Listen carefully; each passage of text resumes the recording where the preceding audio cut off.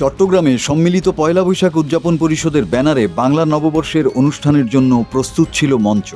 এবছর আয়োজনটি ৪৭ বছরে পা রাখতে চলেছিল, কিন্তু তার আগেই বর্ষবরণ অনুষ্ঠানের মঞ্চ ভাঙচুর করা হয়। ভাঙচুরের পর ডিসি হিলে এবার বর্ষবরণ অনুষ্ঠান আর না করার সিদ্ধান্ত নিয়েছে আয়োজকরা। প্রশাসনের অসহযোগিতার কারণে এই ভাঙচুরের ঘটনা ঘটেছে বলে অভিযোগ করেছেন উদযাপন পরিষদের নেতারা। জানা যায়, রোববার সন্ধ্যা 7:15টার দিকে 40 থেকে 50 জনের একটি দল মিছিল নিয়ে মঞ্চ এবং আশপাশের চেয়ার টেবিল ভাঙচুর করে।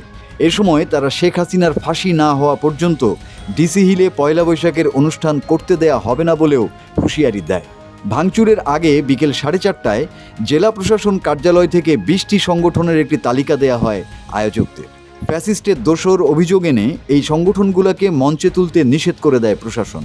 এর আগে সকালে জেলা প্রশাসন কার্যালয়ের সামনে সম্মিলিত বাংলা নববর্ষ উদযাপন মঞ্চ নামে একটি সংগঠন মানববন্ধন করে।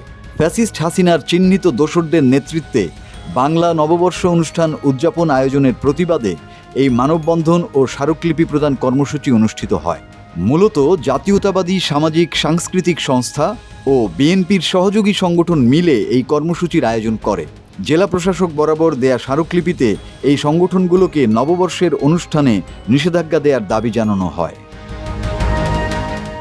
যারা এসব অভিযোগ তুলেছেন তারাই সন্ধ্যায় ভাঙচুর চালিয়েছেন বলে অভিযোগ করেছেন আয়োজকরা। এছাড়াও প্রশাসনের বিরুদ্ধে অনুমতি দিতে গড়িমসি এবং অসহযোগিতা করার অভিযোগও রয়েছে। এ ঘটনায় 6 জনকে আটক করা হয়েছে।